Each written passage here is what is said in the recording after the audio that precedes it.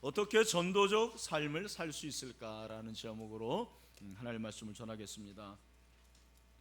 오늘 이 본문에 나오는 비유는 그물 비유, 마태복음 13장에 7개의 비유가 나오는데 마지막 비유입니다.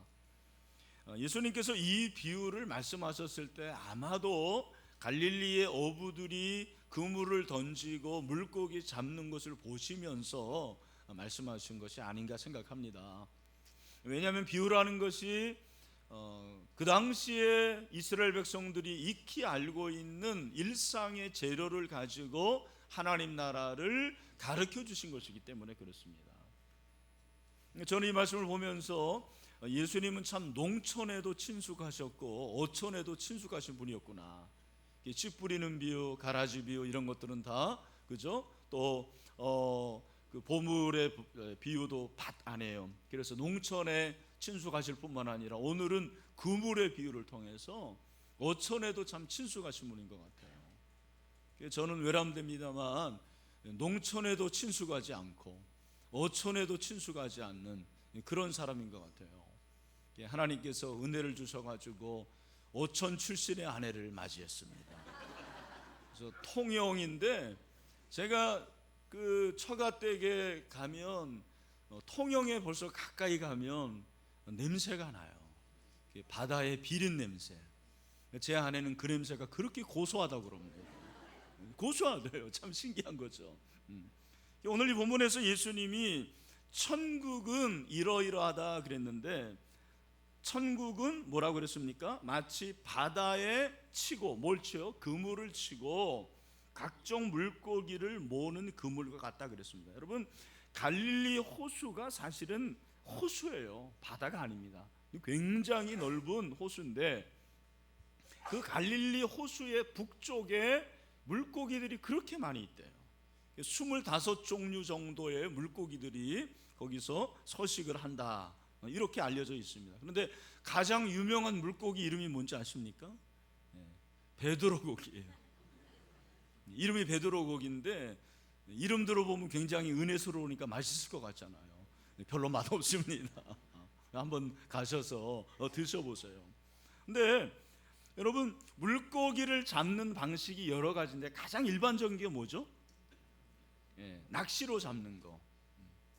그리고 투망을 이렇게 둥그런 투망을 던져서 그 투망 안에 잡힌 것들을 이제 물고기로 잡는 이런 방법이 있고 또 한 가지가 이제 우리가 잘 모르는 단어 후리질이라는 게 있더라고요. 이게 뭐냐면 그 배와 배 그리고 사람과 사람들이 그물을 이제 던져서 그물을 잡아가지고는 끌어당기는 거예요. 그렇게 몇 사람들이 그 육지까지 끌어당기면 그 안에 물고기들이 걸릴 거 아닙니까?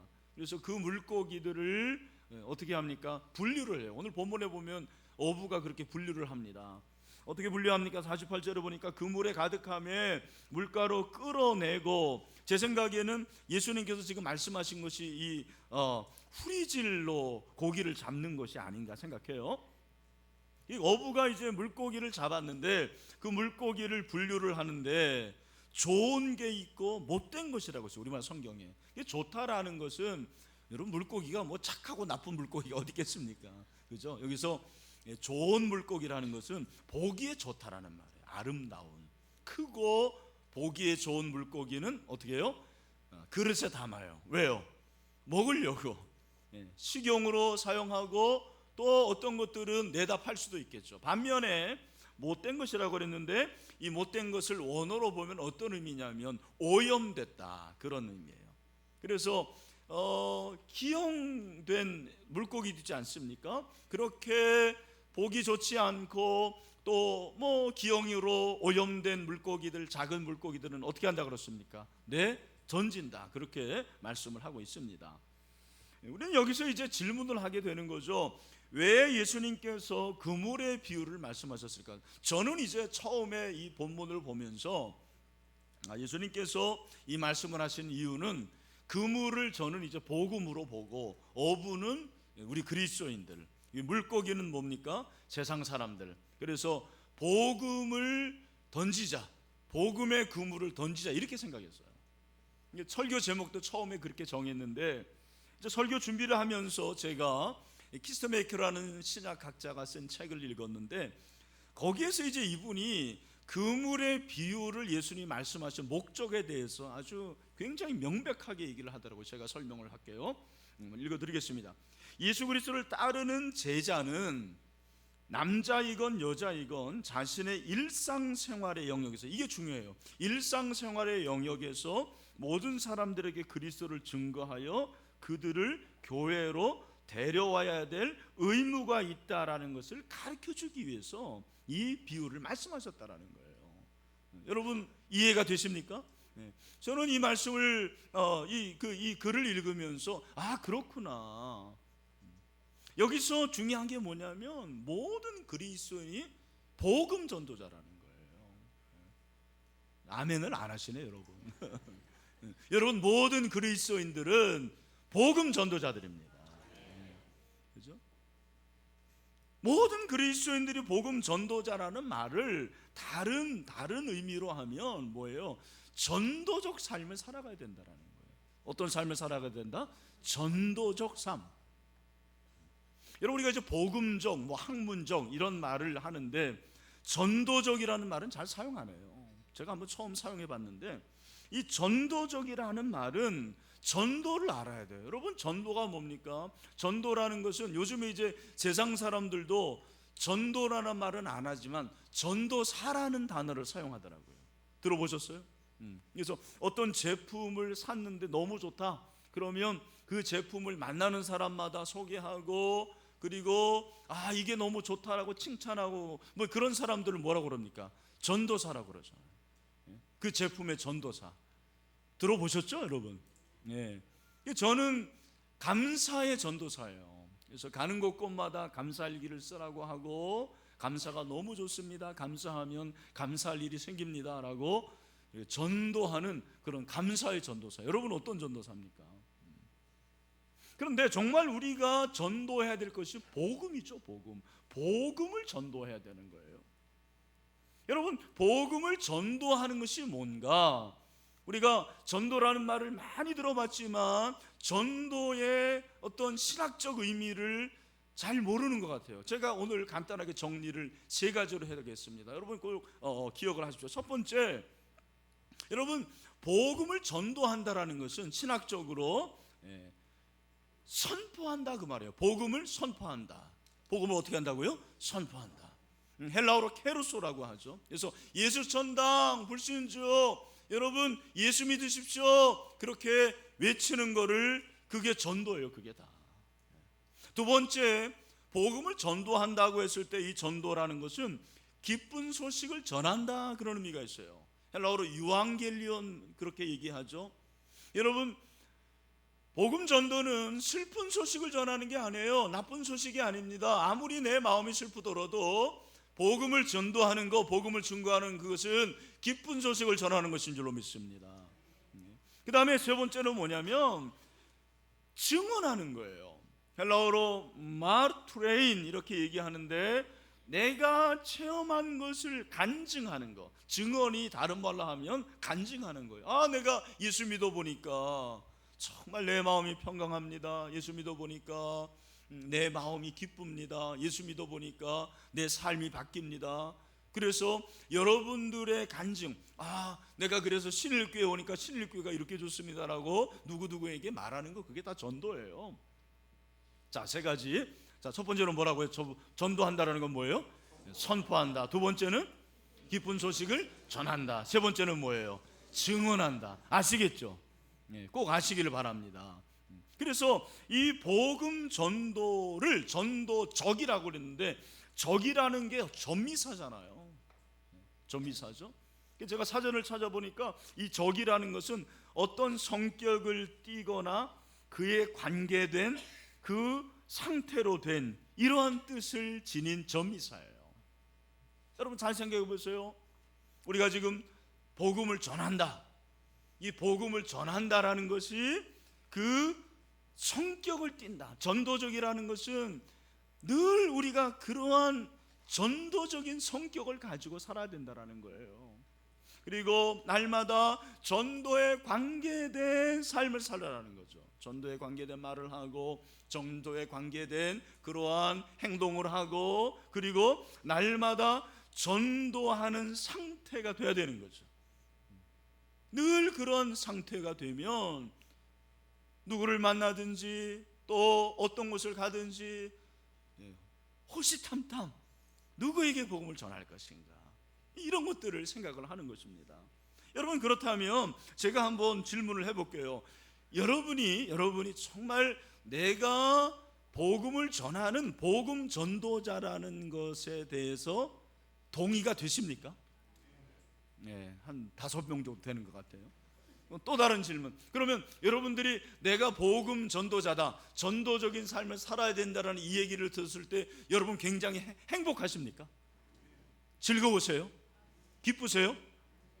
네, 이 앞에 좀 있는 것 같고, 저 3층에서는 거의 지금 반응을 보이지 않고 있습니다. 그럼 이제 또 다른 질문 해볼게요. 그러면 여러분이 예수 그리스도의 제자라는 것은 인정하십니까? 이거 소리가 크네요. 그리고 내가 예수님의 제자라는 얘기를 들었을 때 막 마음이 뜨겁고 기쁘고 감사하고 그러세요? 제자 훈련 받은 사람 여기 많은가 봅니다. 이게 이제 문제라는 거예요. 우리는 복음 전도자와 제자를 다르게 생각하는 거예요. 나는 제자지만 복음 전도자는 아니다. 복음 전도는 특별한 사람만 하는 거지. 여러분 잘 생각해 보시죠. 예수님의 제자는 어떤 사람이냐면 예수님을 따르는 자고 예수님을 닮는 자예요. 우리가 이제 예수님의 제자가 된다고 했을 때 어떤 쪽으로 생각하냐면 예수님을 닮아서 예수님의 성품을 내가 가졌으면 좋겠다. 좋아요. 예수님이 온유하니까 나도 온유해야 되고, 예수님이 겸손하니까 나도 겸손하고, 예수님이 사랑이 많으니까 나도 사랑해야 되겠다. 그거 좋은 거예요. 여러분, 그건 반쪽이라는 거예요. 그것만 하면. 왜냐하면 제자는 따르는 자, 팔로워예요. 그러면 예수님이 그렇게 온유하고 겸손하고 사랑이 넘치는 그러한 성품의 사람이었느냐? 아니잖아요. 제가 아니라는 것은 그런 분이지만 그분이 이 세상에 오신 목적이 무엇입니까? 다른 거 아닙니다. 복음을 증거하고 많은 영혼들을 구원하는 거. 그래서 그들에게 생명의 복음을 증거해서 지옥에서 천국으로 가게 하는 것, 그것이 우리 주님이 하신 일인 줄로 믿습니다. 그리고 그 일을 우리에게 위임하셨어요. 우리는 그걸 따르는 자예요. 명령을 따르는 자죠. 예수님이 명령하셨으니까. 그게 지상 명령이에요. 마태복음 28장 19절부터 20절에서 우리에게 말씀하십니다. 우리 다 같이 한번 크게 한번 읽읍시다. 시작. 그러므로 너희는 가서 모든 민족을 제자로 삼아 아버지와 아들과 성령의 이름으로 세례를 베풀고, 그 다음에 내가 너희에게 분부한 모든 것을 가르쳐 지키게 하라. 볼지어다 내가 세상 끝날까지 너희와 항상 함께 있으리라 하시니라. 아멘. 여러분, 이 말씀에 의하면 우리는 모두 다 복음 전도자예요. 예수님이 우리를 제자로 삼으신 것은 예수님을 닮아가는 것도 중요하지만 예수님을 따르는 것, 예수님의 명령에 순종하는 그 사람이 바로 제자라는 거죠.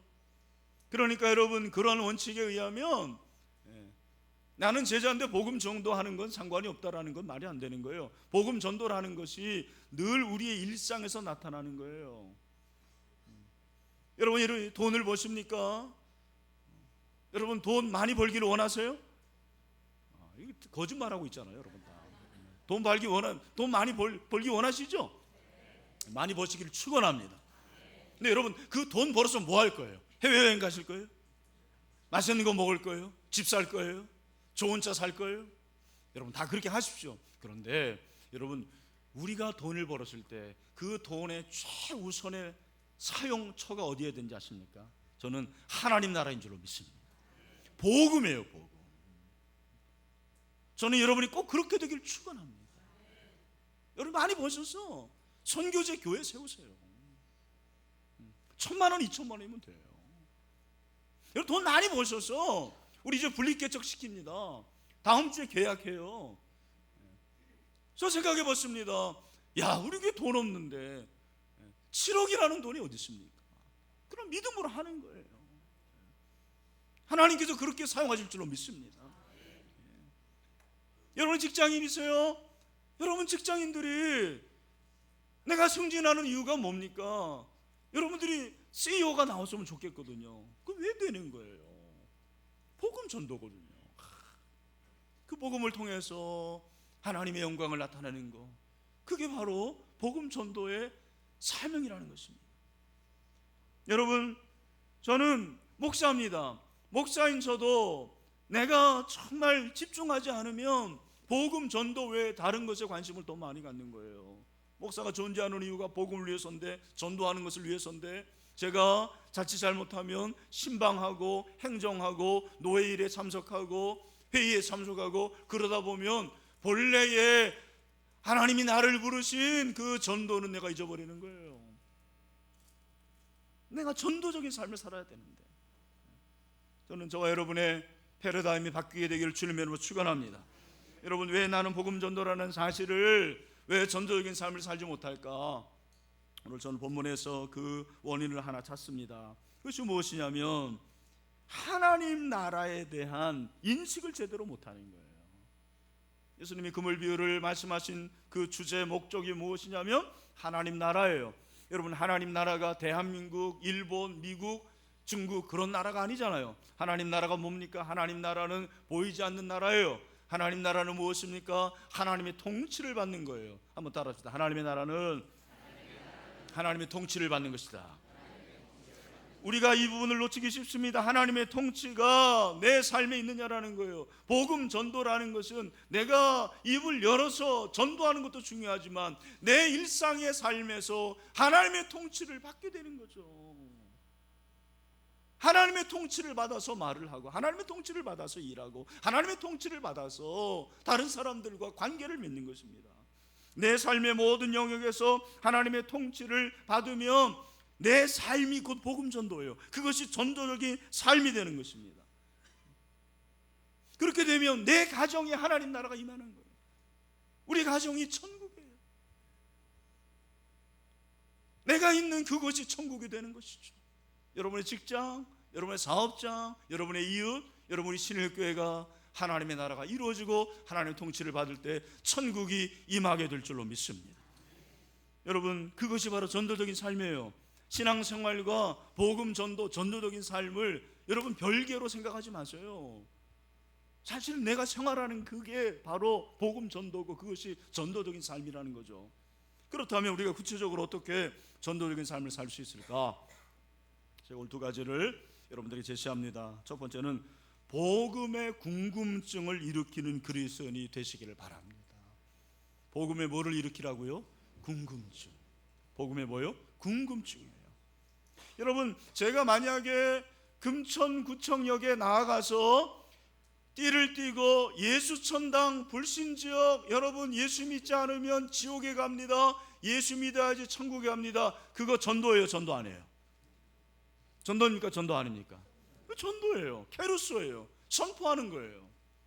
그러나 제가 그렇게 할 때 얼마나 많은 사람들이 저의 얘기를 듣고, 아, 저 사람이 말하는 복음이 뭘까?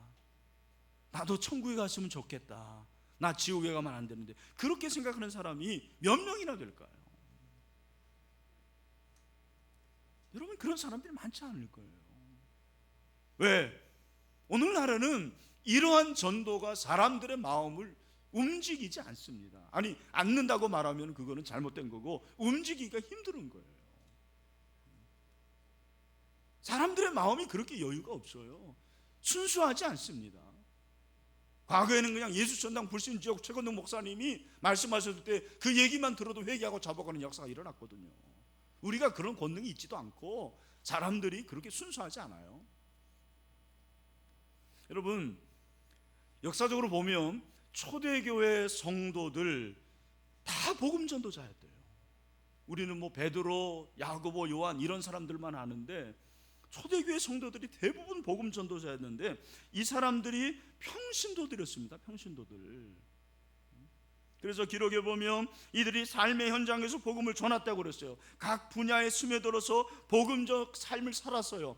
다르게 살았어요. 이 평범한 신자들이 예수님의 사랑을 실천했습니다. 희생적인 삶을 살았습니다. 자기 원수를 사랑하고 핍박하는 이웃을 용서했습니다. 가난한 자들을 돌봤습니다. 굶주린 자를 먹였습니다. 그들이 하나님은 사랑이십니다라고 말했을 때 그 외침은 이교도에서 너무 센세이션을 일으켰어요. 왜냐하면 이교도의 잡신은 자기를 믿는 그 신자들을 사랑하는 것이 아니에요. 오히려 잔인하고 무서울 정도로 아주 혹독한 신들이었기 때문입니다. 그들의 외침이 얼마나 큰 영향을 발휘했습니까? 그렇게 영향을 발휘할 수 있었던 것이 뭐냐면 삶으로 그걸 입증했기 때문에 그래요. 하나님이 사랑이라는 걸 그들의 삶으로 증명을 한 거예요. 이것이 바로 전도적인 삶이에요. 그들은 하나님의 자비하심과 하나님의 사랑을 선포했을 뿐만 아니라 그것을 실제로 입증해 보였습니다. 디도도 2장 7절 8절 범사에 내 자신이 선한 일에 본을 보이며 교훈에 부패하지 아니함과 단정함과 책망할 것이 없는 바른 말을 하게 하라. 이는 대적하는 자로 하여금 부끄러워 우리를 악하다 할 것이 없게 하려 합니다. 여러분, 오늘날 저 사람들이, 비그리스도인들이 교회에 대해서 악하다고 그러잖아요. 왜? 우리가 그렇게 하지 못하기 때문에. 저의 잘못입니다. 우리의 잘못입니다. 할 말이 없는 거예요. 그러나 초대교회 성도들은 복음을 반대하고 복음을 핍박하는 자들로 하여금 부끄러울 것이 없다 그랬어요. 오늘 우리 한국교회 가운데 이런 회복이 있게 되기를 간절히 소원합니다. 여러분, 혹시 BY라고 아십니까? BYC는 아시죠? BY가 여러분 아시는 분도 아시겠지만 랩 가수 이름이에요. 본명이 이병윤, 인천 주한장로교에 다니더라고요. 이분이 청년이죠. 이 청년이 정말 독실한 그리스도인이에요. 최근에 자아상이라는 그 노래로 쇼미5인가요? 노래 대회예요. 쉽게 말하면 거기에서 우승을 했습니다. 근데 우승을 했는데 그 노래 가사가 얼마나 성경적인지 몰라요. 들어보십시오. 내 죄들은 이미 사하여져서 새로운 사랑과 축복으로 인해 내 아침에 이렇게 하진 않았어요. 이렇게 하진 않았는데 이런 식으로 이제 랩을 난 굉장히 쉽게 생각했는데 아니더라고요. 보니까 중얼거리고 된다는 게 아니더라고. 내 죄들은 이미 사하여져서 새로운 사랑과 축복으로 인해 내 아침엔 난 다시 나음을 입어 난 내가 말하는 것과 달리 내 가치를 알아. 특별하고 고귀함을 가진 단 하나뿐인 자녀임을 말이야. 이게 그냥 설교예요. 설교. 대중가요대회에서 이렇게 신앙적인 가사를 가지고 우승할 수 있는 게 여러분 가능하다고 생각하십니까? 자기는 예수쟁이래요. 대놓고 말하는 거예요. 난 하나님께 영광 올려드린다. 글로리 글로리. 제가 우리 딸들한테 물어봤어요. 야, 이게 가능하냐? 네티즌들이 가만히 있어? 저에게 하는 얘기가, 아빠 너무 랩을 잘하니까 아이들이 그 랩 때문에 감동을 받는 거예요. 나도 저렇게 하고 싶다. 그러면서 이 BY가 가사처럼 살아가는 거예요. 진실하게 살아가는 거예요. 정말 놀라운 센세이션을 일으킨 거죠. 제가 우리 아이들한테, 야, 우리 교회 한번 초대했으면 좋겠다. 아빠 꿈 깨. 그러더라고요. 정말 이번에 청년국 세정음축대에 한번 누가 스폰서 해가지고 오면은 정말 이 금천구에 있는 청소년들, 청년들 다 모일 것 같습니다. 왜 그렇습니까? 제가 깨달은 게 있어요. 여러분의 분야에서, 여러분의 삶에서 탁월하고 겸손하고 정말 그리스도의 모습을 드러내면 여러분에게 궁금증을 일으키는 사람들이 분명히 있게 될 줄로 믿습니다. 저는 그런 사람들이 우리 신일교회를 통해서 나오게 되기를 주님의 이름으로 축원합니다. 그것이 바로 복음에 대한 궁금증이고 이것이 향기입니다. 여러분 한번 노력해 보세요. 소망을 가져보세요. 지금은 어렵지만 나도 한번 그렇게 되기를 원합니다. 고린도후서 2장 14절부터 16절 보니까 항상 우리를 그리스도 안에서 이기게 하시고 우리로 말미암아 각처에서 그리스도를 아는 냄새를 나타내시는 하나님께 감사하노라. 우리는 구원받은 자들에게 망하는 자들에게나 하나님 앞에서 그리스도의 향기니 이 사람에게는 사망으로부터 사망에 이르는 냄새요 저 사람에게는 생명으로부터 생명에 이르는 냄새라. 누가 이 일을 감당하나? 이 이건희 목사가 감당할 수 있게 되기를 소원합니다. 여러분이 감당할 수 있게 되기를 축원합니다. 소망을 가져오세요. 여러분 궁금증은 예측 가능하지 않은 삶을 통해서 가능한 거예요. 너무 예측 가능하면 효과가 미미해요. 여러분이 만나는 사람들, 우리나라 사람들 처음에 만나면 다 인상 쓰고 앉아 있습니다. 그럴 때 예측 가능한 걸 깨는 거예요. 처음 뵙습니다. 저는 누구누구입니다. 만나서 반갑습니다. 여러분 이웃에서도 먼저 이웃 인사할 수 있는 거죠. 여러분 우리 주부들 아이들 때문에 그 양육 때문에 고생하잖아요. 내가 1시간 봐드릴 테니까 좀 쉬세요. 먹을 거 여러분 다 외식하는데 여러분이 손수 메이드인 손으로 만들고 가지고 한번 방문해보고, 이게 궁금증을 불러일으키는 거예요. 그런데 중요한 것은 여러분 이벤트식으로 하면 안 돼요. 특별히 10월 25일쯤에 하면 안 됩니다. 그거 다 알아요. 세대분 축제 하는구나. 여러분 우리의 삶에서 정말 저는 저 나름대로, 여러분 나름대로 우리 주변의 사람들에게 복음에 대해서 궁금증을 만들 수 있는, 당신이 믿는 예수가 어떤 분입니까? 당신은 어떻게 그렇게 될 수가 있습니까? 참 어려워요. 어렵습니다. 그러나 그렇게 가능할 수 있는 은혜가 넘치게 되기를 간절히 소원합니다. 또 한 가지는 삶의 현장에서 전도하는 습관을 갖는 거예요. 마이클 프로스가 세상을 놀라게 하라는 책에서 선교적인 사람들의 전도적 삶의 생활 습관을 5가지 얘기했는데, 그 중에 우리에게 좀 적용할 수 있는 거 2가지를 제가 말씀드립니다. 아주 쉬운 거예요. 첫 번째가 뭐냐면 따라합시다. 매일 3명의 사람에게 축복하기. 몇 명이요? 3명. 뭐하기? 축복하기. 여러분 축복이 정말 중요하대요. 이제 선교는 당신이라는 책에서 이런 글이 있더라고요. 축복하는 사람들은 개종시키려는 사람들보다 거의 50배나 가까이 개종시켰다. 축복하는 사람들이 50배나 많게 성공적으로 사람들을 도와 하나님께 돌아오게 한다고 그랬어요.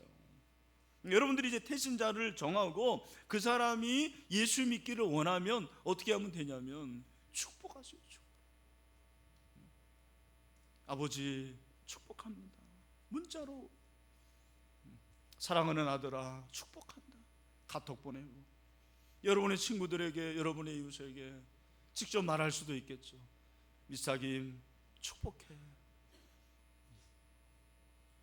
이게 바로 전도적 삶이라는 거예요. 매일 3명 이상하게 하라는 거예요. 오늘 한번 해봅시다. 옆에 있는 분들 한번 보세요. 보시고 축복합니다. 안 하는 사람 몇 분 있어서 다시 합니다. 자, 주님의 이름으로 축복합니다. 할렐루야. 네, 그것까지 안 따라서도 되고, 여러분 축복할 때 하나님이 역사하실 줄로 믿습니다. 그 다음에 또 하나가 뭐냐면 일주일에 3명 이상과 밥을 먹으라는 거예요. 축복하고 밥을 먹어라. 벌써 막 그러잖아요. 어려워요. 그래서 일주일에 한 사람만 일주일에 한 사람씩 정하고, 여러분 밥이 왜 중요하냐면, 여러분 우리는 밥 먹는데도 철학이 있어야 돼요. 밥만 축내면 뭐라 그래요? 예, 맞습니다. 우리 신일교회는 그런 식충이들이 없게 되기를 바랍니다. 그래서 밥 먹을 때도 여러분, 왜 이렇게 비그리스도인들과 밥을 먹어야 되냐면, 밥을 먹을 때 무장해제가 되는 거예요. 밥을 먹으면 긴장이 풀려요. 밥 먹을 때 막 쌍심 지키고 그런 사람 없어요.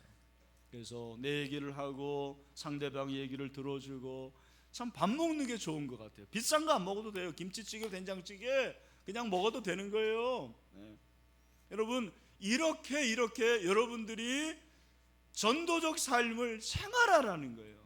자, 첫 번째, 매일 어떻게 하는 거예요? 세 사람에게 축복하고, 그 다음에 매주 한 사람과 뭐예요? 식사하고. 돈이 없어요? 저에게 오시기를 바랍니다. 제가 정말 드릴 의향이 있어요. 저는 결론적으로 이렇게 우리가 전도적인 삶을 살아갈 때 결과가 뭐냐? 좋은 뉴스가 하나 있고 나쁜 뉴스가 있습니다. 자, 좋은 뉴스부터 들으시겠습니까? 나쁜 뉴스부터 들으시겠습니까? 예, 좋은 뉴스부터 들으십시오. 여러분들이 그렇게 전도적인 삶을 살면 저는 반드시 여러분들이 성공하게 될 줄로 믿습니다. 정말 믿습니까? 여러분, 그렇지 않겠어요? 그렇게 사랑을 베풀고 축복하고, 예? 복음의 궁금증을 일으키고 원리 원칙대로 사는데 어떻게 승진이 안 되고, 어떻게 사업이 안 될 수가 있어요? 어떻게 가정이 천국이 되지 않을 수가 있습니까? 배드 뉴스, 나쁜 뉴스. 그렇게 전도적인 삶을 살아도 성공하지 못할 수도 있어요. 그렇게 전도적인 삶을 살아도 물질이 없을 수도 있고, 가정에 문제가 생길 수도 있고, 회사에서 쫓겨날 수도 있고. 네, 여러분, 그게 나쁜 뉴스로 끝나는 게 아니에요. 여러분, 오늘 본문에 보면 세상 끝에도 그랬어요. 세상 끝에도 이러하리라. 우리가 그렇게 전도적인 삶을 끝까지 살아가야 된다. 우리는 늘 풀무불을 인식해야 돼요. 그게 지옥불이에요. 여러분, 전도적인 삶을 사는 게 어려워요. 쉽지 않습니다. 들을 때는 멋있다, 괜찮다, 나도 해볼까. 실제로 해보세요. 얼마나 어려운지 몰라요. 그 꼴보기 싫은 사람에게 용서하고 그 사람에게 한마디 말을 하고 축복하는 게 쉬울 것 같습니까? 쉽지 않습니다. 근데 아마 해보는 거예요. 해봐도 안 될 때가 있어요. 네, 우리가 인식하는 거 있습니다. 여러분, 세상 끝날 때 반드시 하나님께서 우리를 인정하시고 우리의 모든 것들을 선하게 갚아 주실 줄로 믿습니다. 제가 어떤 목사님에게 들은 얘기예요. 부산에 있는 한 교회에 명절에 주일이 꼈는데 명절에 노부부가 등록을 한 거예요. 여러분, 보통 때 보면은 명절에는 교회 열심히 다니는 분들도 다 자기 교회 가는데, 고향 교회 가는데, 이분이 등록을 한 게 신기한 거잖아요. 예배 끝나고 서로 대화를 하는데 물어봤습니다. 어떻게 명절에 등록을 하게 됐습니까? 그랬더니 그 노 신사분이 눈물을 흘리는 거예요. 사실은 이번 주에 제 딸이 전화를 했습니다. 서울에 사는데 다시는 친정에 들리지 않겠다고 했습니다. 아니, 그게 무슨 말입니까? 그랬더니, 목사님, 사실은 제 딸이 오래전부터 아빠 교회 다녀야 돼, 엄마 예수 믿어야 되네 하는데 계속 거부를 했습니다. 그렇게 계속 거부를 했는데 드디어 지난주에 딸이 전화를 해가지고는, 아빠, 나 이제부터는 친정 안 갈 거야. 나 이제는 엄마 아빠 안 만날 거야 하고 얘기를 하는 거예요. 그러면서 엄마가 아빠가 교회 다니기 전까지는 나는 절대로 친정 출입 안 할 거예요. 독한 딸이에요, 보니까. 그래서 왔다라는 거예요. 제가 그 얘기를 들으면서 참 마음이 짠해요. 저는 가족권을 모르는 사람이에요. 정말 어려운 게 가족권이라고 그러더라고요. 너무 잘하니까. 나를 낳아준 부모님, 내가 키운 새끼들, 우리 형제들 얼마나 예수 믿게 하기 어려운지 모른대요. 그런데 저는 그 딸이 불효녀가 아니라 효녀라고 생각을 했어요.